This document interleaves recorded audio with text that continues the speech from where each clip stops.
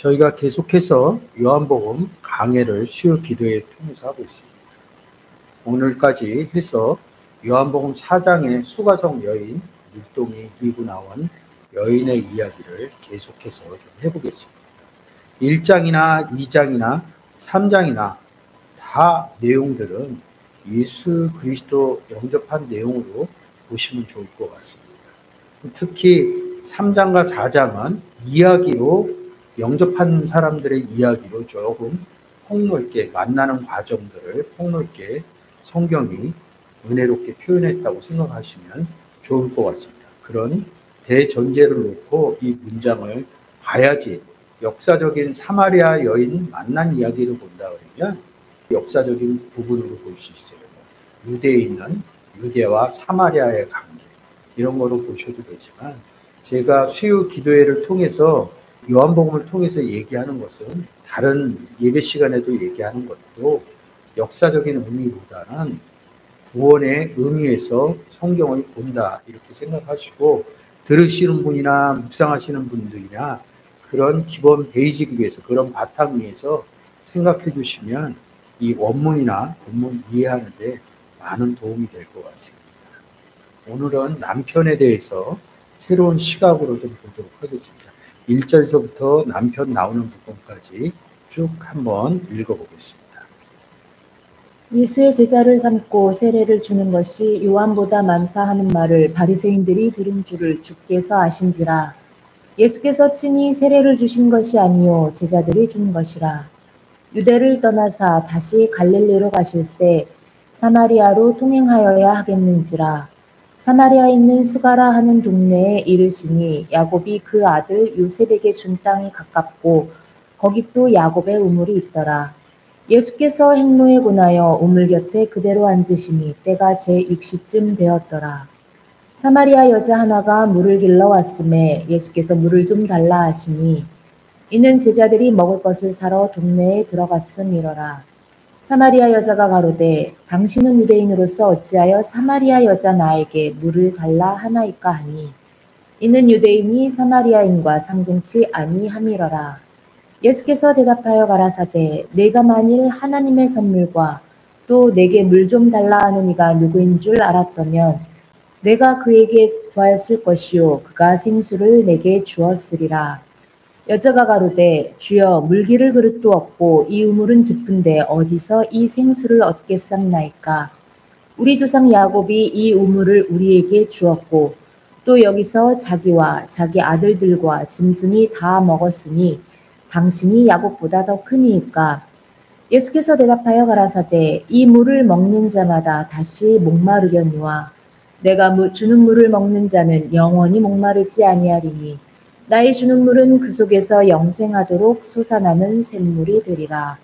여자가 가로되 주여 이런 물을 내게 주사 목마르지도 않고 또 여기 물 길러 오지도 않게 하옵소서.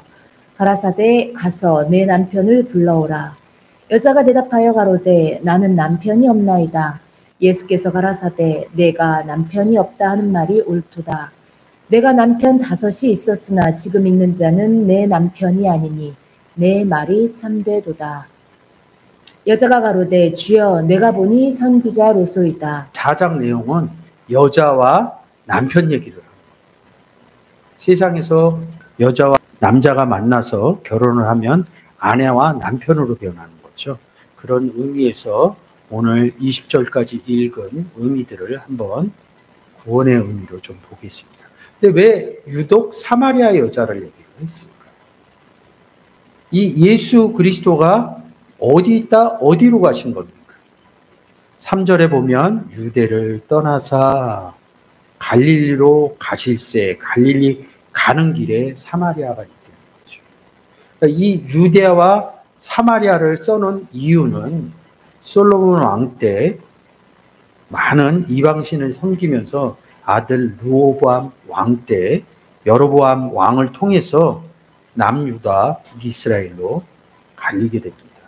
그 의미를 알아야지 왜 4장 배경에서 유대와 사마리아를 썼는지 알 수 있습니다.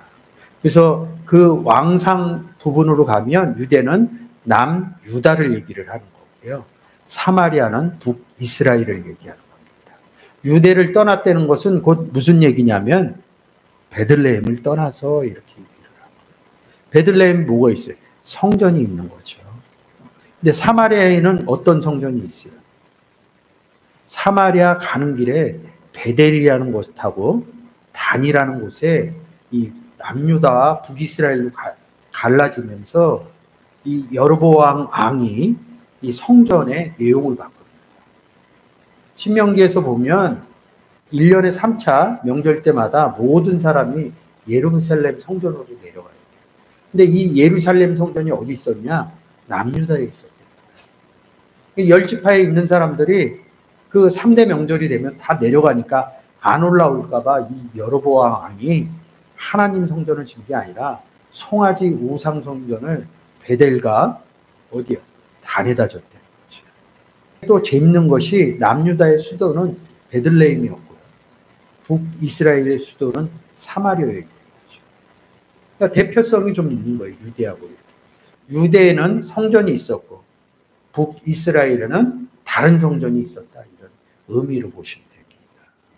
여러분들이 지도를 찾아서 남유다와 북이스라엘 하면 제가 지금 설명한 내용, 왕상의 10장 이후의 내용들을 좀 읽어보시면 도움이 많이 될 겁니다. 남유다에 뭐가 있었다고? 성전이. 베델과 단에는 다른 성전, 송아지 우상이 있었다는 거죠. 그리고 이 남유다의 성전에는 누가 있었어요? 제사장, 레위지파 제사장이 있었고요. 북이스라엘 성전에는 레위지파 아닌 사람들로 제사장을 세웠다는 거죠. 그리고 선지자 얘기를 하고, 선지자는 북이스라엘에 많았어요. 왜? 남유다에 적은 이유는 있습니다. 성전이 있었기 때문에, 오늘은 그런 부분이 아니기 때문에 다른 측면에서 보고 있습니다. 날짜도 한 달 뒤로 미룹니다. 6월절, 7.7절, 장막절 날짜를 한 달 뒤로 미뤄요. 북이스라엘 백성들이 못 내려가게. 중요한 것은 북이스라엘, 베델과 단, 북이스라엘을 표현할 때 베델과 단 이렇게 얘기합니다. 그게 북이스라엘 영토라는 거죠. 거기에 다른 성전이 있었다는 거죠. 남유다의 성전 비교돼 갖고 이렇게 얘기합니다. 근데 예수 그리스도를 계시록에서 뭐라 그래요? 하나님과 그 어린 양이 성전 되심이라. 이 요한복음 우리가 먼저 본 2장에서 자기 자신을 육체된 성전 이렇게 얘기합니다. 그러니까 다른 성전에 예수 그리스도가 올라갔다는 것은 진짜 성전이 올라갔다는 겁니다. 성전화 시키려는 작업입니다. 그리고 2장에서 무슨 일이 있어요? 결혼하는 사건이 있죠. 결혼하는 내용을 이 4장에서 이 수가성 여인하고 예수 그리스도하고 결혼한 의미로 삼아놓은 거죠. 오늘의 본문처럼 남편 얘기를 하는 거거든요. 이 남편 얘기를 잘 알아야 남편이 누구인가서부터 시작해야 이 내용이 알아지는 거죠. 그리고 지난주에 우물에 대해서 했죠. 그래서 야곱의 우물 이렇게 쭉 얘기를 했습니다. 그리고 지난주에 생수에 대해서 했죠. 물을 달라 하니까 뭐요? 이 물을 마시면 목마르지 않다. 내가 이런 물을 먹을 수 있게. 그러니까 사람들은 우리가 먹는 수돗물과 같은 우물과 같은 땅에서 그런 우물을 얘기하는 게 아니라 이 물 얘기하고 생수 얘기할 때는 내 배에서 생수의 강이 나간다. 이 부분이 알아져야지 목마르지 않다는 거죠. 영원히. 하나님과 함께 예수 그리스도와 함께 있으면 영원히 목마르지 않다는 소리죠. 그가 생수를 내게 주었으리라. 물 기를 그릇도 없고 이릅니다. 사도행전에서 가면 그릇은 우리니 이 구원받지 않는 사람이나 구원받은 사람이나 사도행전에서는 그릇으로 표현하고 있다는 거죠. 물 기를 그릇도 없다 그러니까 우리가 수돗물 먹을 때 컵이나 그릇으로 먹는 그런 의미를 찾아가면 이 내용은 절대 안 풀린다는 거죠. 지금 제가 얘기한 내용이 이거죠. 14절 내가 주는 물을 먹는 자는 영원히 목마르지 아니하리니 나의 주는 물은 그 속에서 영생하도록 솟아나는 샘물이 되리라. 여자가 가로되 주여 이런 물을 내게 주사 목마르지도 않고 또 여기 물길러 오지도 않게 하옵소서. 여자가 그런 거예요. 물길로 오지도 않게 하고 목마르지도 않게 해달라고 그러면, 그러면 그 다음 대화가 뭐가 돼야 돼요? 그래, 너 내가 주는 물을 먹어, 이렇게 얘기해야 되는데 여기서 문장이 확 바뀌어봐요. 가라사대 내 남편을 불러오라, 이렇게 얘기합니다. 근데 이 여자는 생수의 물을 먹고 싶어 해요. 제가 볼 때는 여기서 좀 깨달아진 것 같아요. 요한복음 7장 38절에 내 배에서 생수의 강이 흘러난다, 이런 의미가 깨달아진 것 같아요. 뒤에 가면 메시아 얘기합니다. 메시아는 곧 뭐라고요? 그리스도, 이렇게 얘기합니다. 가서 내 남편을 불러오라 그랬더니 여자가 뭐라 그래? 여자가 대답하여 가로되 나는 남편이 없나이다. 예수께서 가라사대 내가 남편이 없다는 말이 옳도다. 우리가 요 두 구절만 본다면 이 여자가 남편 없는 여자구나. 그래서 17절에 내가 남편 없는 말이 옳도다, 이렇게 얘기합니다. 여기서 문장이 끝났으면 괜찮아요. 18절에 예수 그리스도가 좀 이상한 얘기를 하죠. 내가 남편이 5이 있으나 지금 있는 자 내 남편이 아니다. 내 말이 참되도다. 이렇게. 여러분, 오늘 남편 얘기가 나오면 딱 한 구절만 보세요. 원문으로, 헬라어 원문으로 바꿔볼게요. 남편 똑같이 뭐라고 그래요? 아내르, 이럽니다. 영어로는 허스밴드 이렇게 씁니다. 아내르 이렇게. 몇 번이에요? 435번입니다. 제가 이 단어에 대해서 이 단어가 연결되어져 있는 단어를 다 정리를 했습니다. PPT 한번 보도록 하겠습니다. 자, 제가 이 아내를 좀 전에 봤던 단어를 이렇게 정리를 했어요. 이 단어가 기본 단어고요. 그리고 여러분들이 보시는 9번이 더 올라가서 안드로포스 이럽니다. 이 안드로포스에서 한 6단어가 파생되어 나옵니다. 그러니까 435번에서 파생된 단어가 요 444번하고 요쪽에 8단어, 총 9단어가 파생되어 있어요. 그리고 여기에서는 더 파생되지를 않아요. 요 444번에서 파생돼요. 요 의미만 435번하고 444번 의미만 딱 생각하시면 됩니다. 이 단어가 써있는 구절을 좀 한번 보도록 할게요. 성구사전으로 가서 뭘 남편이라고 그러는지, 무엇을 남편이라고 그러는지. 이 단어가 한 20번 정도가 써져 있어요. 220번 다 볼 수 없겠죠. 다 보면 이 시간에 다 못 봅니다. 그래서 제가 몇 가지 이렇게 정리를 했습니다. 고린도후서 11장 2절 읽겠습니다. 지금 이렇게 화면에 나와 있는 이 프로그램이 뭐냐면 성구사전이라고 그랬고, 이 435번 아네르가 표기되어 있는 구절만 정리를 해놓은 겁니다. 그래서 가로치고 녹색 글씨로 써 있는 거죠. 11장 2절 한번 읽겠습니다. 내가 하나님의 열심으로 너희를 위하여 열심 내노니 내가 너희를 정결한 처녀로 한 남편인 그리스도께 드리려고 중매함이로다. 아멘. 뭐라고 그래요? 우리가 예수 그리스도를 영접하면 예수 영접했다. 왕 대신 예수, 신랑 예수 이렇게 얘기합니다. 근데 남편이라는 말은 잘 안 써요. 이 고린도후서 11장 2절과 4절이 굉장히 중요하죠. 항상 고린도후서 11장 2절을 보면 4절을 꼭 같이 봐야 돼요. 4절은 뭐냐면 다른 예수, 다른 복음, 다른 영 이렇게 씁니다. 예수 그리스도를 남편이라고 했죠. 4절에서 뭐라고 그래요? 다른 예수, 다른 영, 다른 복음 써 있으면 다른 남편도 있겠죠. 이 의미를 잘 놓고 가시면 됩니다. 우리는 예수 그리스도를 우리의 구주 이렇게 얘기를 많이 합니다.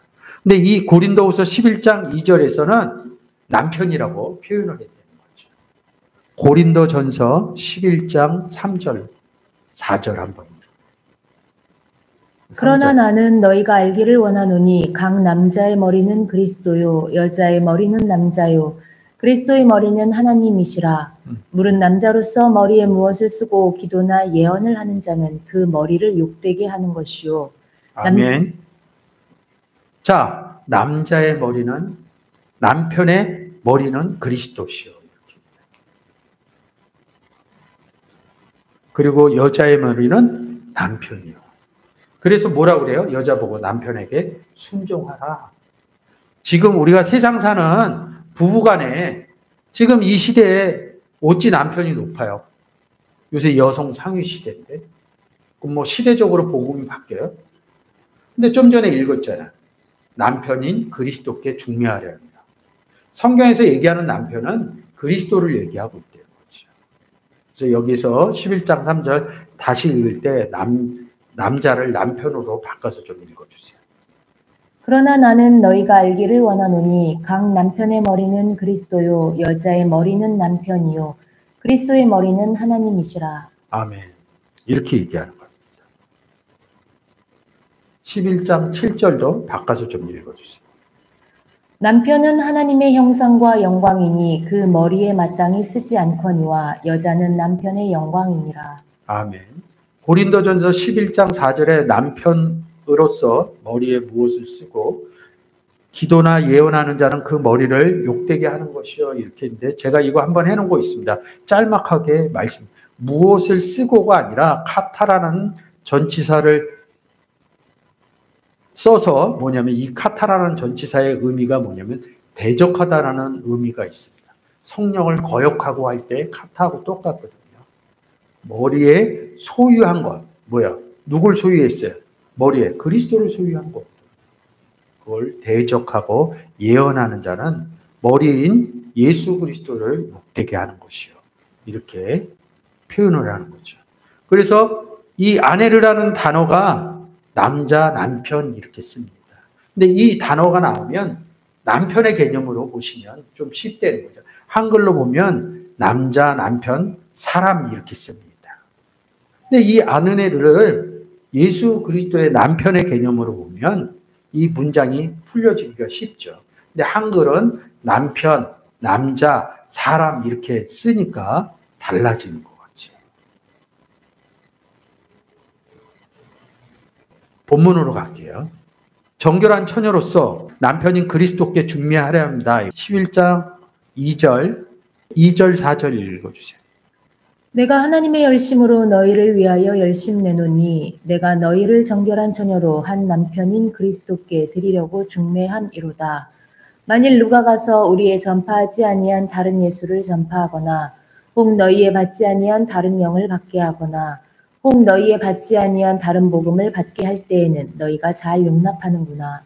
우리가 예수님 그리스도 신랑 남편 이름입니다. 남편인 그리스도. 누구 얘기하는 거예요? 예수님 얘기하는 거죠. 근데 여기서 뭐라 그래요? 다른 예수 얘기하는 거죠. 그러면 다른 남편도 있겠죠. 이 의미를 잘 보셔야 돼요. 여기 이렇게 다른 예수, 다른 영, 다른 복음. 우리가 복음만 알았지 다른 복음이 있다는 것을 몰랐겠죠. 이런 문장을 보지 않나. 다른 영도 있다는 거죠. 예수 그리스도께서 이럽니다. 나와 아버지는 하나다. 하나님도 다른 하나님이 있겠죠. 그래서 출애굽기 20장 3절. 너는 나 외에는 다른 신들을 내게 있게 말지니라. 원문으로 좀 바꿔주세요. 탭 올려주시고. 신들, 다른 신들, 그래서 뭐 이방신이라고 그러는데 여기 430번 엘로힘 이렇게 씁니다. 네. 하나님 이렇게 쓰죠. 근데 여기다 다른을 붙여놓은 겁니다. 다른 예수하고 안 돼요. 사람들은 하나님이 한 하나님으로 보고 있어요. 다른 하나님도 있고 예수님 한 분만 얘기하는 게 아니라 다른 예수도 있대요. 이 부분이 정리가 안 되면 성경의 어느 난제를 넘어갈 수가 없어요. 다시 고린도후서 11장 2절. 여러분들이 본 것처럼 남편인 예수 그리스도도 있지만 다른 남편도 있겠죠. 그러면 우리가 보았던 요한복음 4장 17절.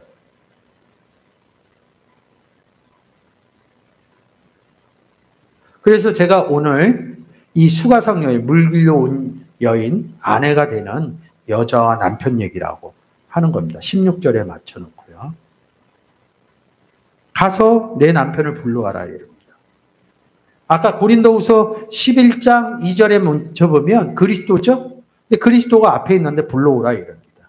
그러면 뭐야? 다른 예수처럼 다른 남편을 불러오라 이런 소리였습니다. 근데 이 여자는 메시아를 기다렸거든요. 예수 그리스도를. 이 구원받는 얘기거든요. 그러니까 여자가 대답하여 나는 남편이 없나이다.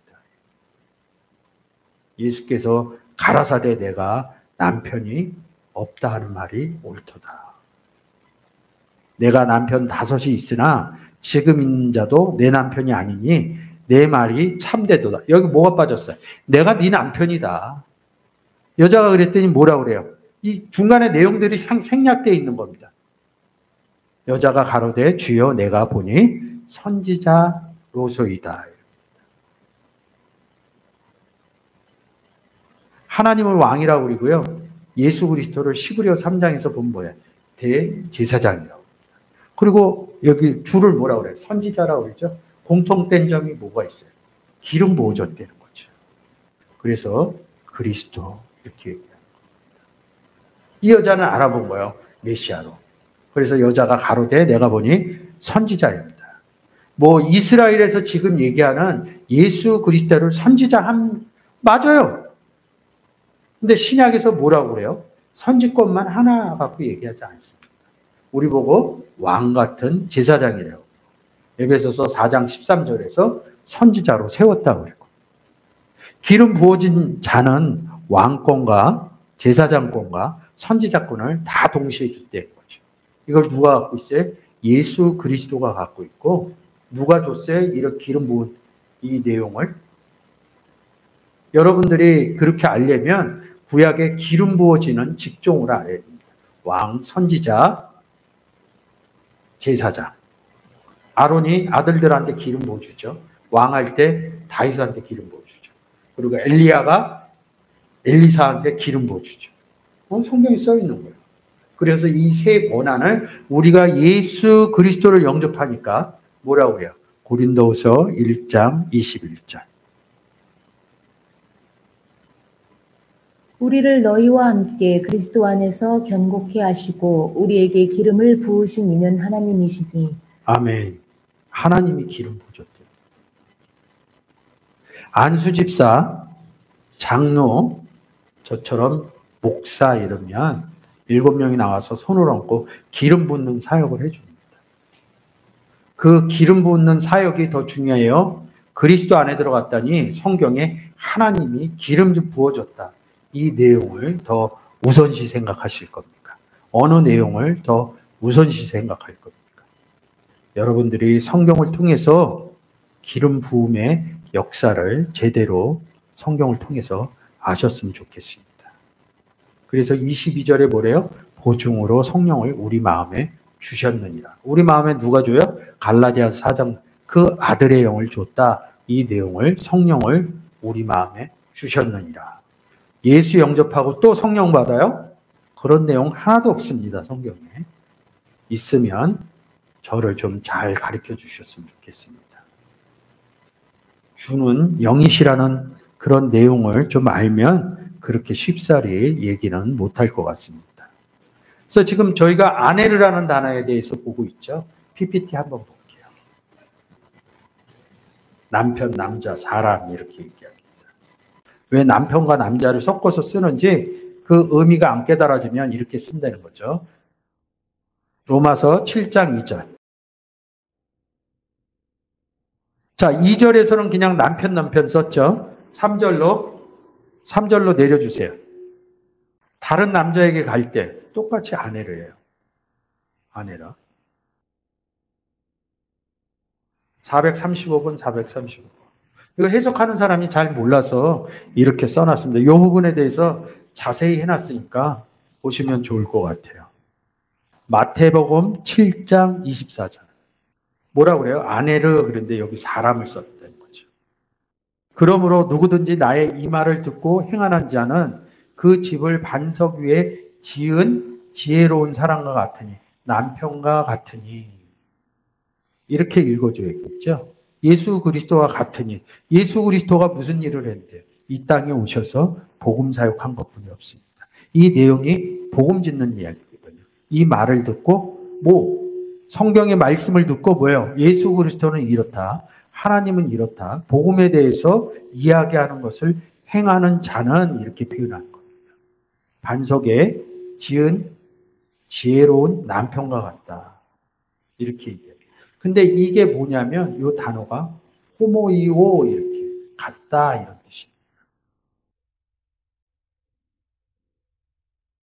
PPT 한번 보고 볼게요. 호모이오 제가 하얀색으로 표현했죠. 이 단어가 어디에서 나왔냐면 호모디마돈 마음과 같이 함께한다 이런. 우리가 예수 그리스도 영접하면 함께하죠. 그 의미가 담겨져 있는 거죠.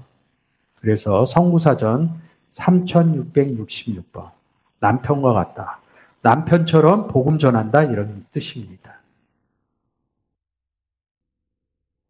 같다 이런 소리죠. 지혜로운 사람 같다.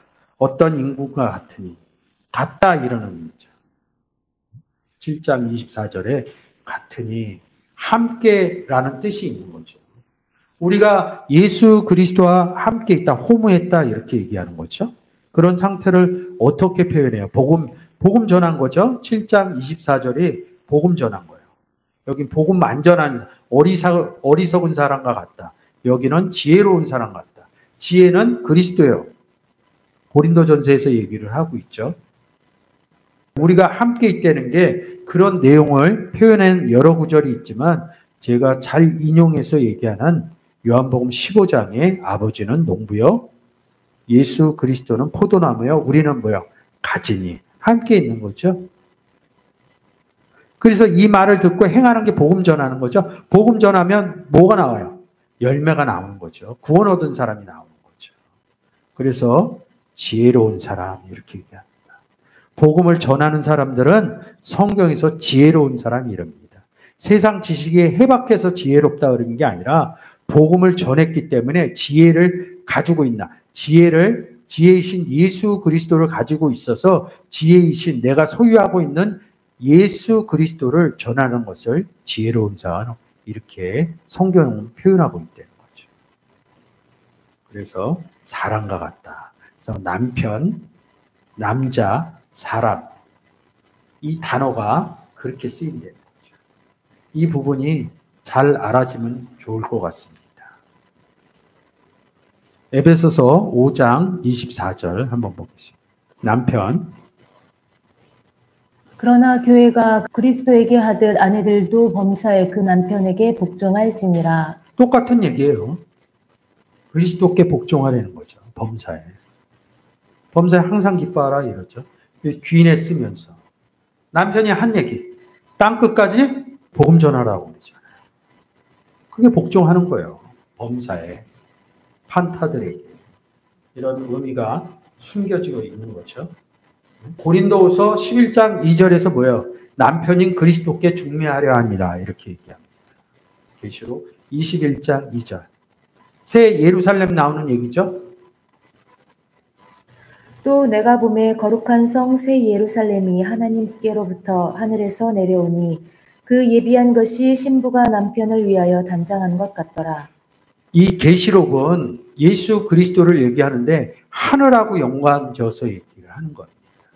성경의 내용은 다 세상에서 벌어지는 얘기를 하는 게 아니라 예수 그리스도 영접하는 부분에서 이야기를 구성해 놨다는 거죠. 그래서 아내를 누가 신부가 어느 정결한 처녀가 남편을 위하여 단장했다. 예수 그리스도 영접했다. 이런 얘기입니다. 이 아내르라는 단어가 잘 보여지면 달라지는 거죠. 자, 보세요. 그러면 PPT 한번 더 가세요.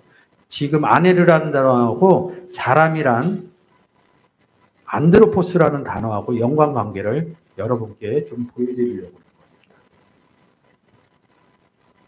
이 단어와 이 단어, 스트롱 코드 사전 한번 열어볼게요.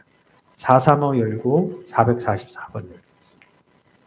435와 안색, 인간의 얼굴을 가진 즉 인간 어떠한 사람.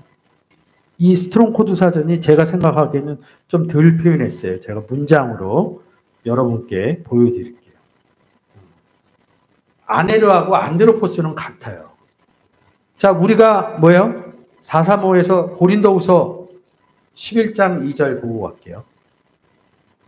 내가 하나님의 열심으로 너희를 위하여 열심 내노니 내가 너희를 정결한 처녀로 한 남편인 그리스도께 드리려고 중매함이로다. 남편이 누구예요? 예수 그리스도죠. 예수 그리스도를 또 사복음서에서 뭐라 그래요?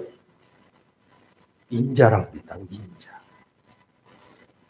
그러니까 이거를 내용을 모르고 보면 지금 보여지는 안드로포스 이런 단어는 되게 어려워요. 444번.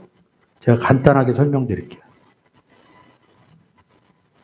안드로포스죠? 이게 사람이 이렇게 얘기한다. 좀 안 좋게 나오는 거는 다른 사람이 다른 남편이 이렇게 봅니다. 간단하게 보는 구절이 있습니다. 마태복음 12장 8절. 이 단어가 스트롱 코드 사전상 같다는 의미를 표현하고 있거든요. 인자는 안식일의 주인이니라 하시니라. 이 안드로포스라는 단어가 인이라는 겁니다. 인자, 인이 여기서 누구예요? 예수 그리스도죠? 그래서 고린도후서 11장 2절을 읽어드린 거예요. 이 단어와 435 아내르라는 단어는 같다는 거죠. 거기 고린도후서 11장 4절에 다른 예수, 다른 복음, 다른 영 이 의미를 넣으면 된다는 거죠. 그럼 다른 남편, 다른 인자도 있겠죠. 다른 사람도 있겠죠. 12장 8절에서 인자와 예수 그리스도가 같다 이 의미를 가져야지 이 부분이 풀린다는 거죠. 이게 인지가 돼야 제가 다음 구절 얘기하는 것들이 여러분들한테 그 성경의 의미들이 풀려진다는 거죠. 인이 누구예요? 예수 그리스도. 예수 그리스도죠. 그거를 보시면 됩니다. 19장 마태복음 19장 5절로. 말씀하시기를 이러므로 사람이 그 부모를 떠나서 사람에게 아내에게 합하여 그 둘이 한 몸이 될지니라 하신 것을 읽지 못하였느냐. 아멘. 사람이 근데 안드로포스입니다. 근데 우리가 좀 전에 읽었던 게 뭐예요? 인자 이렇게 읽었죠. 어떤 사람이 예수 그리스도 영접한 사람이 예수 그리스도 영접한 사람도 성경에서는 인자라고 합니다. 안드로포스. 그래서 사람이 이렇게 쓰는 겁니다. 여기서 부모를 떠나서가 아니라 우리가 결혼하면 호족을 빼서 다른 호족을 우리가 만듭니다. 그런 의미가 아닙니다. 성경에서는 부모가 누구예요? 부가, 아버지가. 하나님 아버지라고 그러죠. 그리고 또 하나님을 또 어머니라고 그럽니다. 왜 어머니라고 그래요? 우리가 하나님께로부터 나아졌다 이런 의미를 쓰기 때문에 어머니의 의미를 같이 가지고 간다는 거죠. 부를 때는 아버지 부르고 태에서 난 것처럼 영접한 자는 누구한테서 났어요? 하나님께로부터 난 자들이냐 이렇게 얘기를 합니다. 부모, 그 부모가 어디 있어요? 우리 안에 있다는 거죠. 우리 안에 예수 그리스도를 영접하면 하나님 아버지가 우리 안에 계시다. 그게 이제 부모가 우리 안에. 그러면 우리 그리스도 안에 들어가면 나갈 수 있습니까? 이 내용이 의욕을 잘못하는 거예요. 영접한 사람이 부모와 함께 여행을 떠나서 무슨 여행을 떠나요? 복음의 여행을 떠나서 여자에게 수가성 여인에게 복음을 전해서 합하여 그 둘이 한 몸이 될지니라. 한 떡에 참여함이라. 몸도 하나요, 주도 하나요. 이런 내용이 있는 것이죠. 이 사람의 개념으로 시집 장가가는 개념으로 보시면 안 됩니다. 이 아내가 귀내인데 이 부분을 자세히 보셔야 돼요. 부모를 떠나는 게 아니라 부모와 함께. 요한복음 15장에 열매 맺는 거하고 똑같아요. 아니 예수 그리스도가 떠나서 결혼해요? 안 한다고요. 구약에 이삭이나 야곱이나 요셉은 결혼하죠. 근데 예수 그리스도 결혼 안 해요. 삶의 얘기로. 그럼 이거 안 맞잖아요.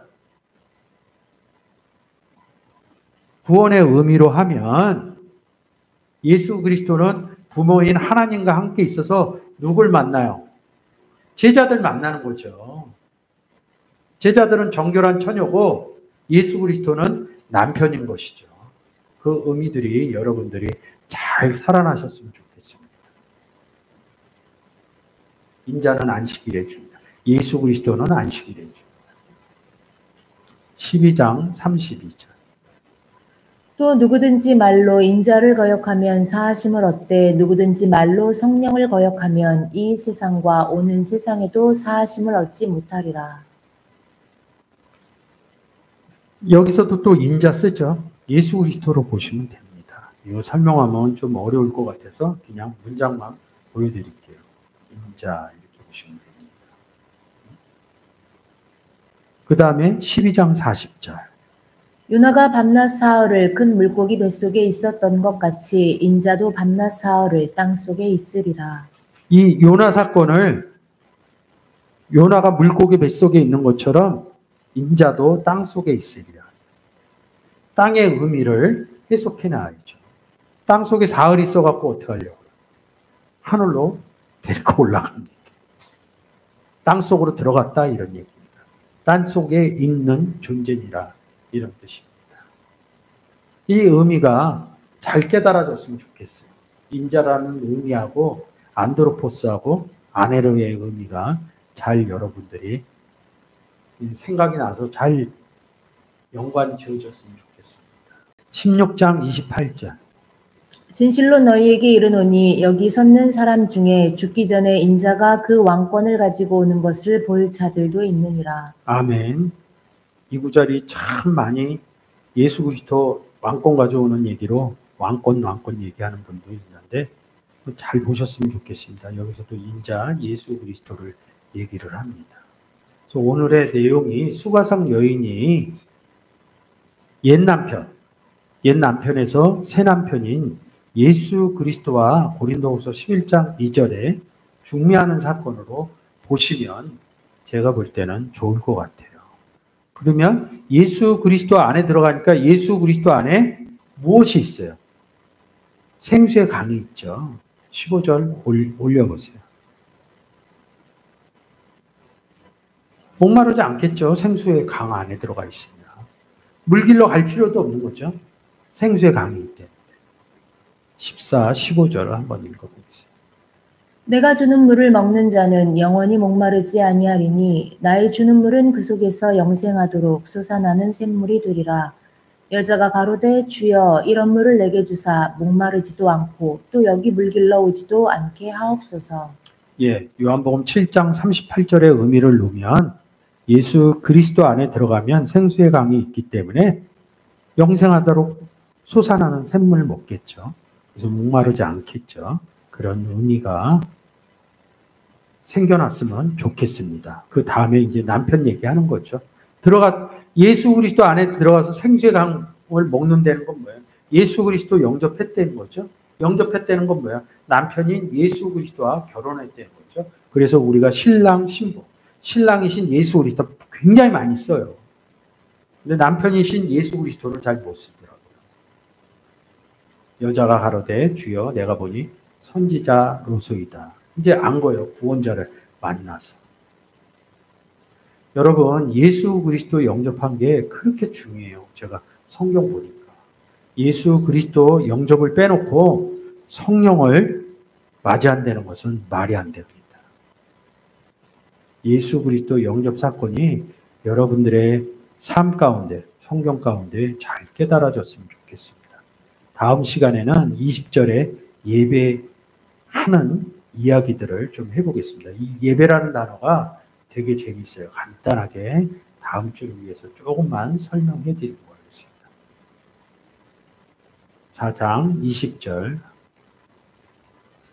우리 조상들은 이 산에서 예배하였는데 당신들의 말은 예배할 곳이 예루살렘에 있다 하더이다. 처음 시작할 때 이 산이 우리의 조상들이 누가? 북이스라엘. 어디 위치가 이 산이 북이스라엘에 있는 산. 당신들의 예배할 곳이 예루살렘. 예루살렘에 뭐가 있어요?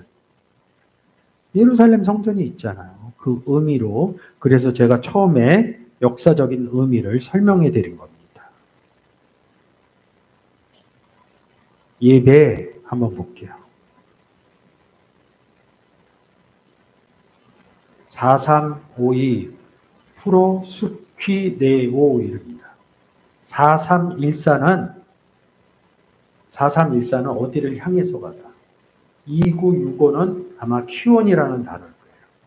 개를 향해서 가다. 이런 뜻입니다. 왜 이 단어를, 이 예배를 개를 향해서 가는지 제가 여러분들이 생각하는 예배하고 성경에서 말하는 예배하고 어떤 의미가 담겨져 있는지 다음 시간에 예배에 대해서 여러분과 은혜를 나눠보도록 하겠습니다.